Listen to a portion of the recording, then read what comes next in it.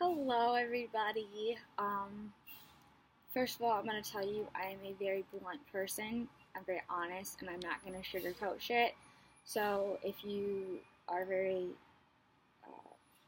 not into that, suggest you stop watching this video or deal with it, because I'm not. I'm going to sugarcoat it. I have been sober for 19 weeks, but before I got here, I was a very, like, hardcore drug addict, I guess you could say. So here's my story.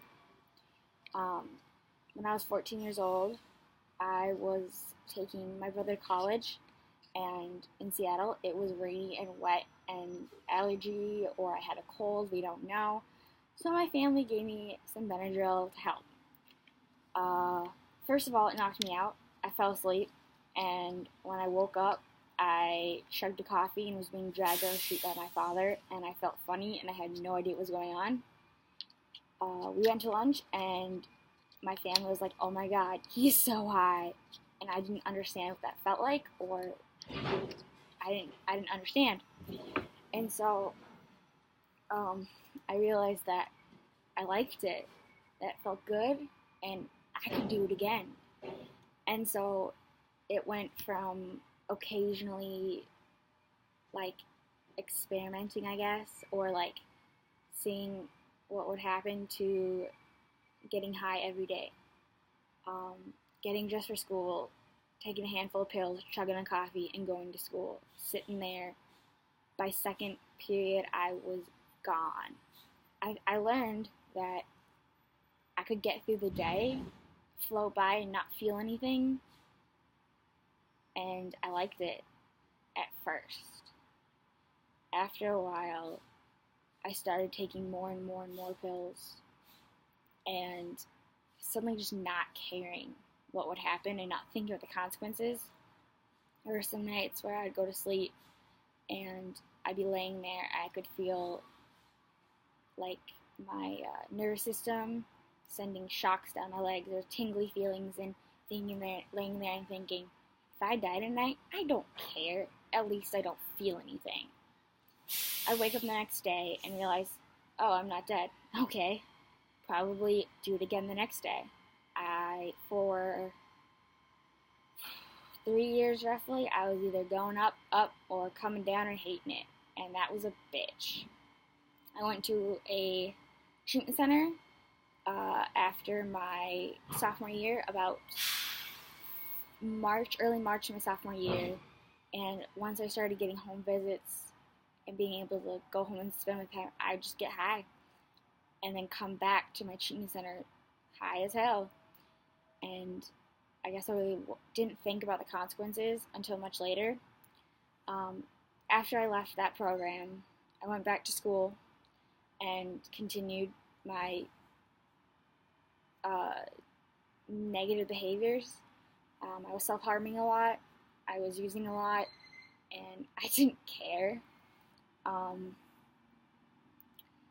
Then on February 4th, I think it was, before my 17th birthday, I had a suicide attempt, and people who attempt suicide are looking for attention or whatever. That's halfway true.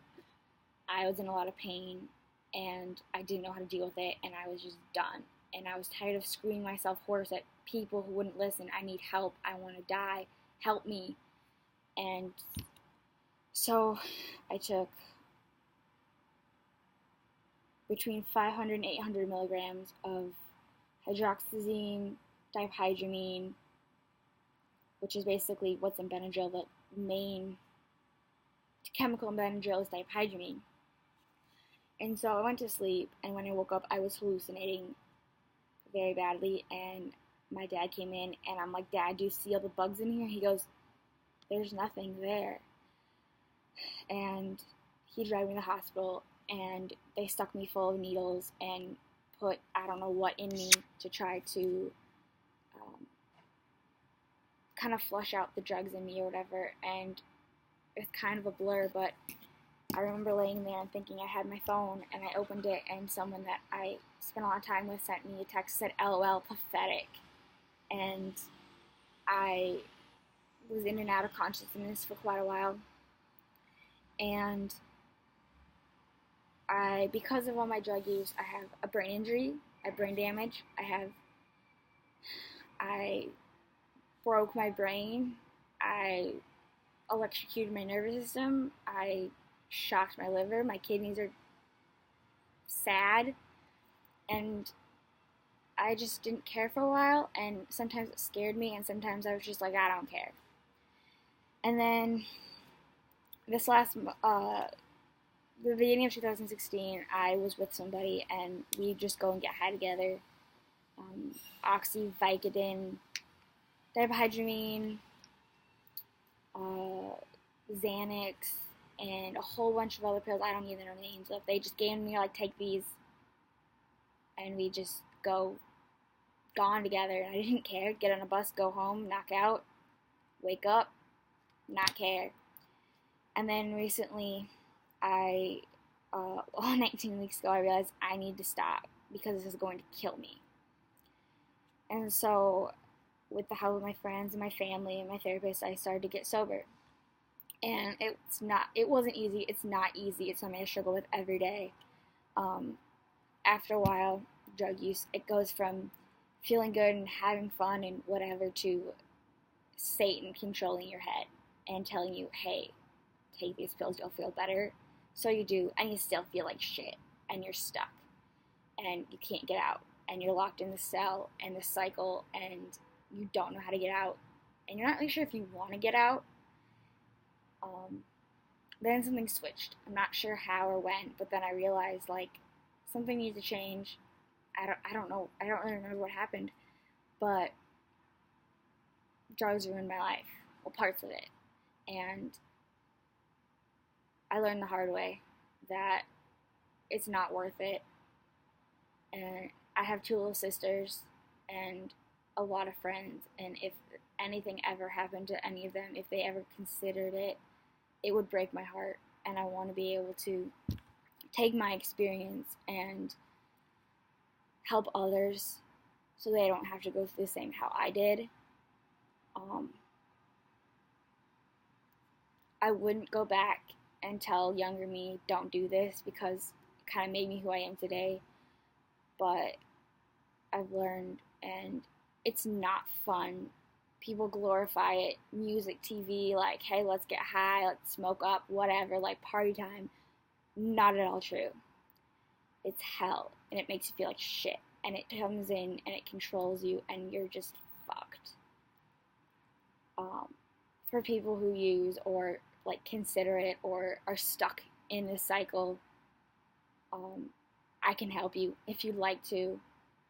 If you're not ready to get sober, I've been there, I understand. But when you are ready, I am here for you. No medical doctor can tell me why I'm alive today. All my drug use and because of the amount and the consistency and the time frame of all of it, I should be dead. We don't know why my suicide attempt didn't kill me. No one can tell me. But every day I'm getting healthier and getting more sober, and my body's healing. But I know that I'll have to live with these consequences for the rest of my life. And if I can help someone get out of that, I definitely will try my damnedest.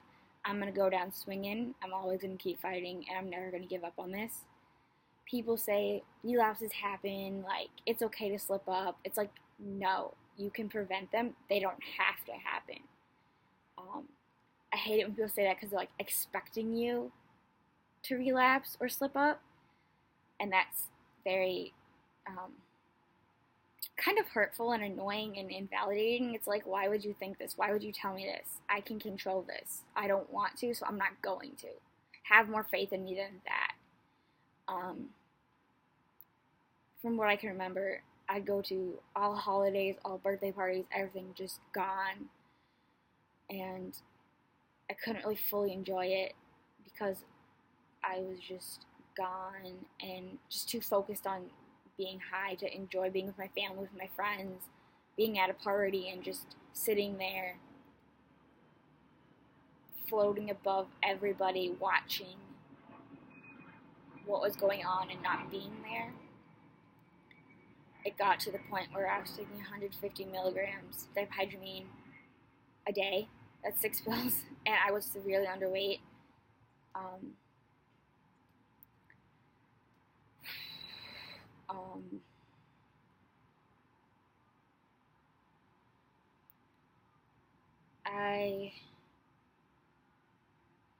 So if you ever tell me something and I tell you I can't remember or can you repeat that, it's not that I wasn't paying attention. It's that my short-term memory is kind of fried. um, so please be patient with me and know that I know I did this to myself. I'm taking accountability. No one forced me to do this. I did this to myself. And I'm learning, and I thought I was doing the best I could at the time, and that's kind of my motto, is we do the best we can at the time, and later if we realize it was wrong, then I guess we have to learn from that. But I hope, and I work really, really hard every day, all day, to not go back. I do have thoughts about getting high every day, and I fight them, and it's really hard. And so